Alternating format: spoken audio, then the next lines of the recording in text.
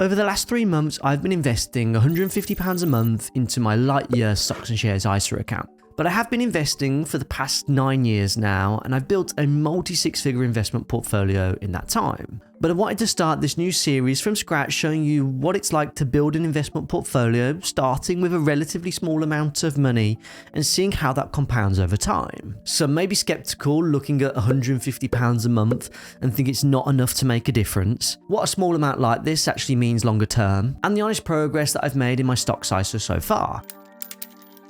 So before I go into the portfolio, first I need to share with you what the cost of waiting to get started actually is. Because £150 perhaps doesn't feel like a lot to get started with, and you might be thinking instinctively, well, that's not going to be enough to move the needle in my finances. Now, the viewpoint of waiting for more money before getting started, perhaps from a job promotion and then a subsequent pay rise, may feel like the sensible thing to do, but now I wanted to share with you the long-term impact of this decision. This is for illustration purposes only, but let's say we have two people, James and Johnny. They both invest £150 a month into a FTSE or World fund. James started today, but Johnny waited 5 years because he thought market prices were too high and he wanted a little bit more money before he got started. Investing the same amount in the same fund with the same average market returns of 10.73% per year, which is the average of the FTSE All World over the last 22 years. Excluding any fees, of course, and the only difference here is the time. James compounds for 30 years, whilst Johnny only compounds for 25. Here's where they both land. Now, yes, you might be thinking, well, of course, Johnny's not going to have as much as James because he contributed for 5 years less. But that big difference in portfolio value isn't just from the contributions. Here's what the cost of waiting 5 years actually is. During that 30-year period, James contributed £54,150. Compared to Johnny, who contributed £45,150. A £9,000 difference in contributions, but a £173,108 difference in portfolio value. Of course, past performance doesn't guarantee future results, but that difference is the cost to losing out in time to compounding, which is truly the cost of waiting. But equally, let me share with you something from a slightly different angle when we're thinking about compound growth, because I did an interview with a fellow content creator called Christos from Fellas Finance, who you've probably come across before. And what he said to me when I asked him for an investing tip was something that I wanted to share with you. 100% your returns do not matter as much as your contributions at the start. When I first started investing, I used to think and worry about a 10% return on a £3,000 or £4,000 portfolio, when in reality, if the stock market went down 10% or the stock market went up 10%, that money is not really going to be life-changing for me in the long run. But what would be life-changing is 20% on a £200,000 portfolio, and the only way you're going to get there is through contributions and not returns. Now, if you don't already, be sure to follow me on Instagram because I'm now starting to post a little bit more short form content over there. But I think what Christos shared here is super important in that returns matter far less than contributions at this early stage of investing. To bring this to life for you a little bit more, now let me introduce you to Matt. Matt has decided he wants to start investing, but he only wants to start with £150 a month. Matt's new to all of this investing stuff, so he wants to kind of just dip his toe in the water a little bit here rather than diving in head first.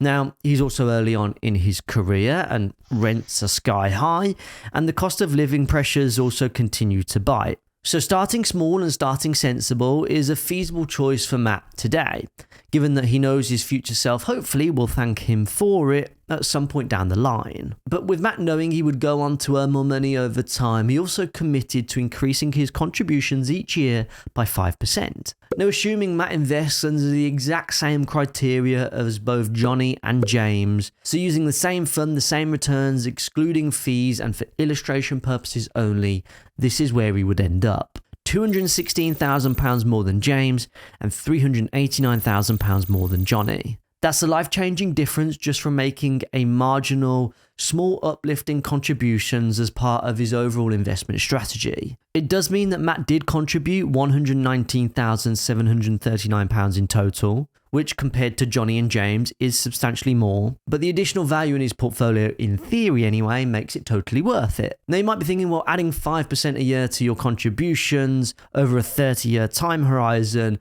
wouldn't even be feasible. You'd be well over your annual ISA allowance, and that just wouldn't be possible. But you'd be wrong. Here is how much you would have to invest each year, and by year 30, bearing in mind you've had 30 years worth of pay rises here, you'd still only be investing £617 and some change each month. So that's the true power of compounding, starting early and understanding that contributions are far more important than returns at this early stage. Now that's the long-term picture, 30 whole years worth of compounding with hopefully a life-changing amount of money at the end.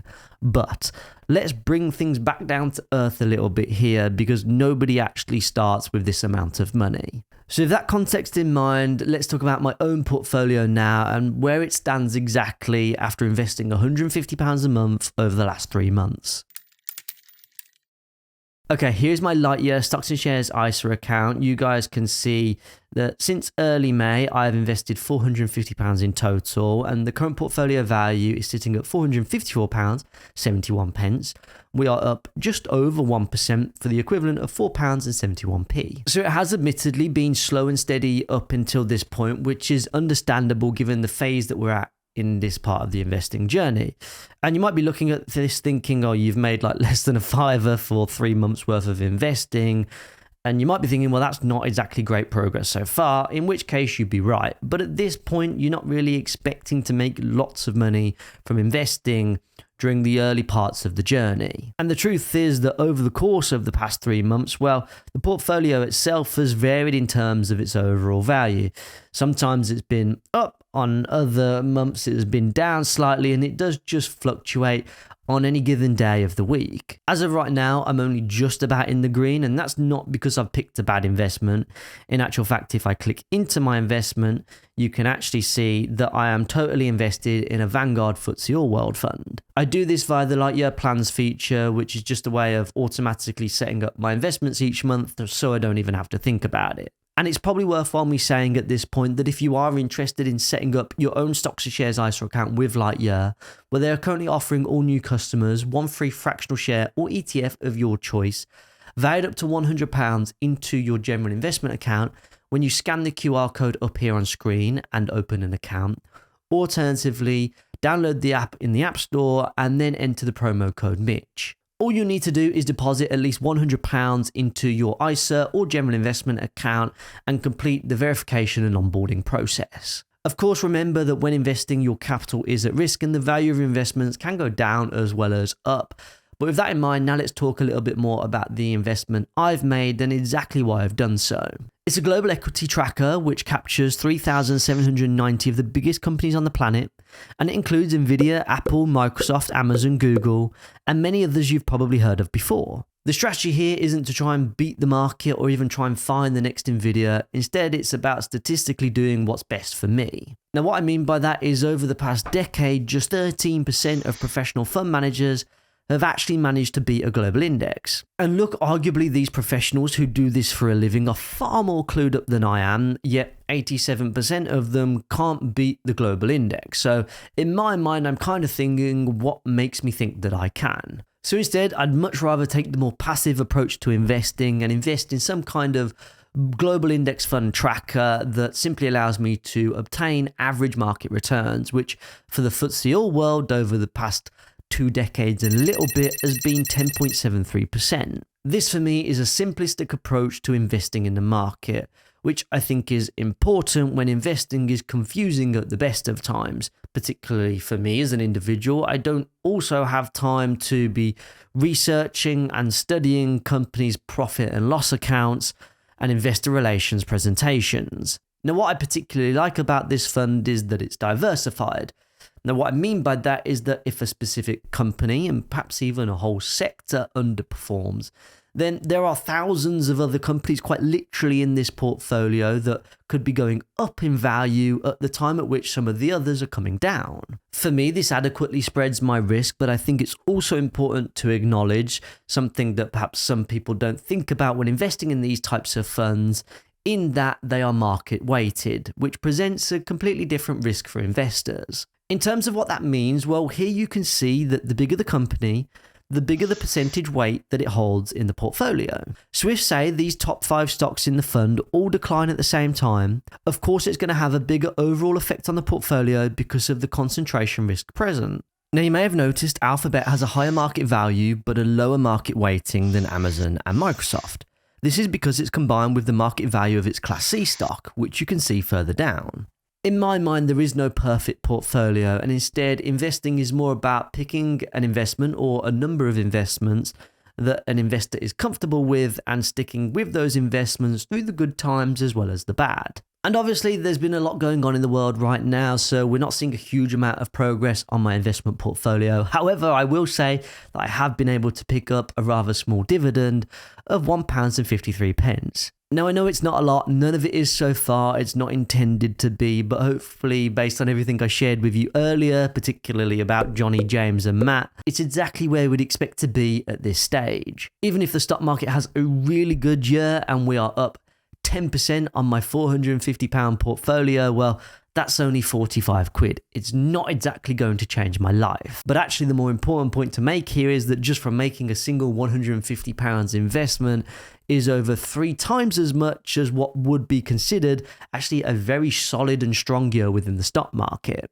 So to be honest, guys, investing for 3 months tells you absolutely nothing about whether investing is going to work or not. And given that we've also been in a relatively stable and upward trending market over recent months and years, then you also don't learn a huge amount about whether you are going to become a successful investor or not. This portfolio probably looks unimpressive today, but I promise you, if I'm still making these YouTube videos in 30 years from now when I'm old and grey, then this £450 portfolio that I have today will be no more than a rounding error on the total portfolio value. The goal of this video and this series isn't to try and impress you from investing £150 a month into this portfolio, and instead it's more about teaching the right habits and disciplines on what it actually takes to go on that investing journey to allow the portfolio to compound into something meaningful over the long term. Now, if you want to see where I started this series and how I set everything up inside this Stocks and Shares ISA account, then be sure to click on this video next. That being said, I'll see you over in the next one.